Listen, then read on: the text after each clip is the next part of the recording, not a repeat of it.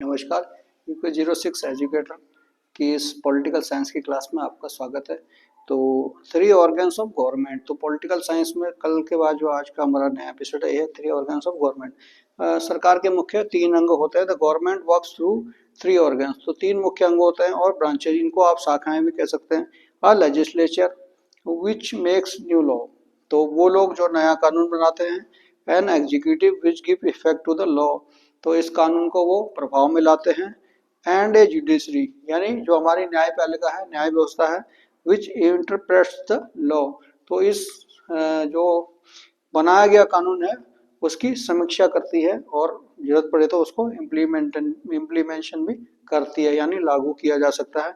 There is a balance of power among the three organs to check the misuse of authority, तो किसी भी authority के द्वारा इसका गलत उपयोग ना किया जाए, यानी कानून का गलत तरीके से उपयोग ना किया जाए। इसको एक बैलेंस पावर, यानी इन तीनों अंगों को एक पावर सेट कर रखी कि किसके कितने अधिकार हैं, वो एक सेट किए हुए हैं।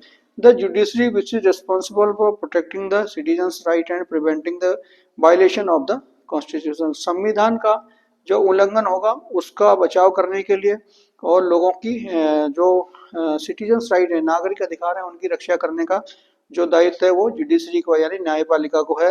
Independent of other organs of the government, it can even give verdicts against them. The executive is answerable to the legislative, यानी कोई भी कानून बनाया जाता है तो उसके लिए जो उसके एग्जीक्यूटिव जो उनको प्रभाव में लाते हैं वो आंसरेबल यानी जवाबदेही उनकी बनती है।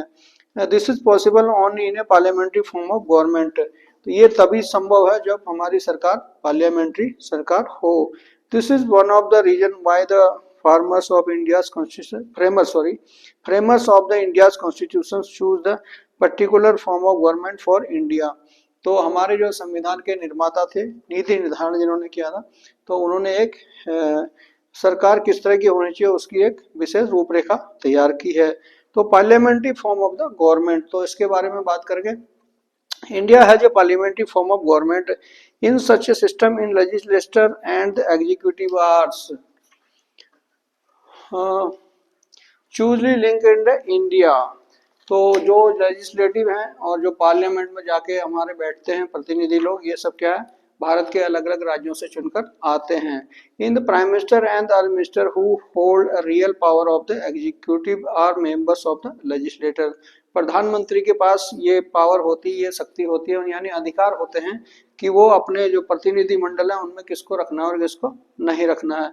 Universal adult franchise, India has universal adult franchise, hence every adult citizen can vote, a matter what his or her race, यानी कोई भी हिज हर का मतलब होता है कोई भी स्त्री या पुरुष अगर वो 18 साल के ऊपर का है तो वो प्रतिनिधि चुनने के यानी चुनाव में भागीदारी ले सकता है।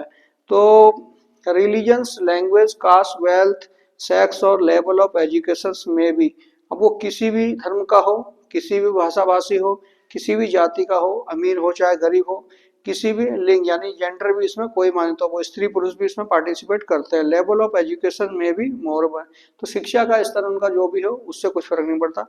Every person sport carries equal weight regardless of his of her social economic status, यानी एवरी पर्सन स्पोर्ट, प्रत्येक व्यक्ति का जो वोट है, कैरीज इक्वल वेट यानी उस उतना ही मूल्यवान है, रिगार्डलेस ऑफ हिज और हर, या चाहे वो स्त्री का हो चाहे पुरुष का हो, सोशल फॉर इकोनॉमिक स्टेटस, आर्थिक जो हमारा स्तर है उसको आगे लाने के लिए उतना ही मूल्यवान है। Fundamental right of the duties, तो हमारे जो मूलभूत अधिकार हैं और कर्तव्य क्या क्या होते हैं।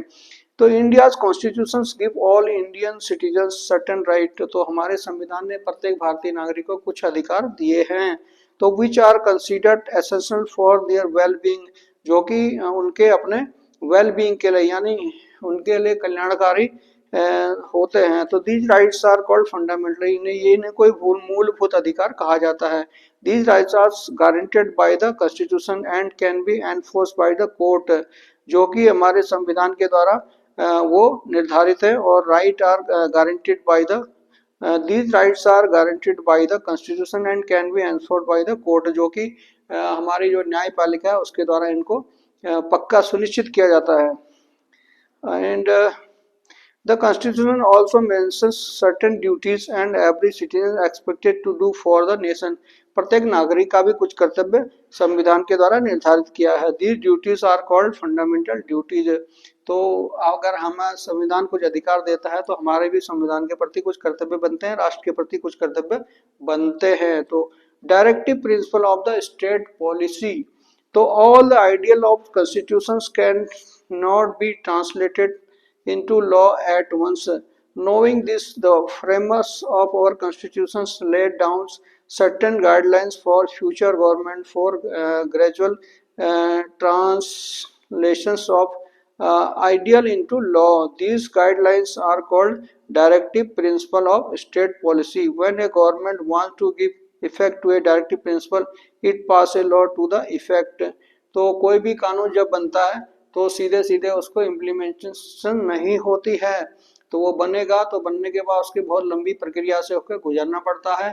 वो कई बार संसद में, संसद के बाद फिर पार्लियामेंट्री कमेटी से वो जाता है जुडिशरी के पास, जुडिशरी से फिर राष्ट्रपति के पास, ऐसे घूमते घूमते इसके कई समय लग जाता है.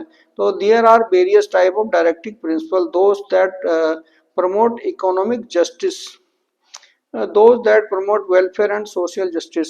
यानी जो भी कल्याणकारी योजनाएं होती हैं और जो भी सामाजिक न्याय की व्यवस्था जो है वो कॉन्स्टिट्यूशन के द्वारा निर्धारित की जाती है. Those that strengthen of democratic system. तो जो हमारी गणतांत्रिक जो व्यवस्था है इसकी मजबूती का आधार भी यही है. टू सीक द प्रिजर्व और नेचुरल और कल्चरल हेरिटेज. तो हमारी जो सांस्कृतिक और जो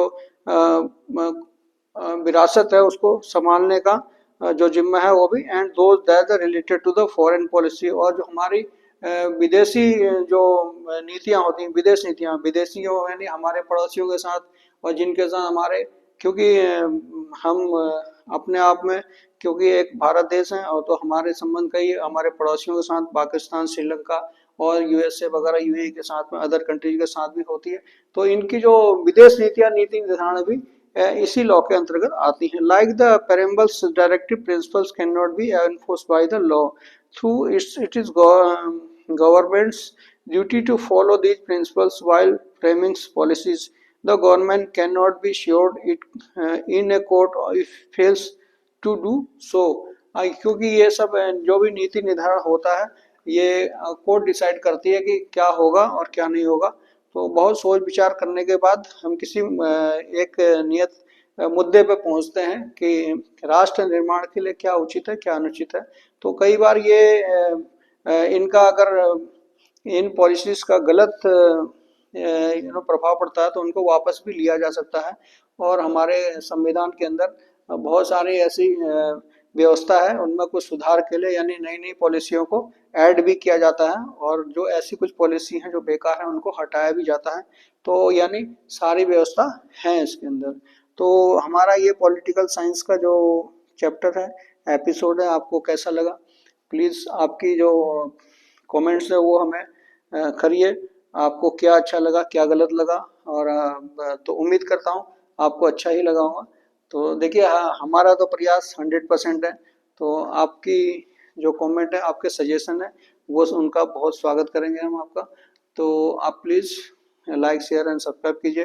तो नेक्स्ट एपिसोड में सेक्युलरिज्म यानी धर्मनिरपेक्षता के बारे में बनाऊंगा. तो तब तक के लिए धन्यवाद. Thank you.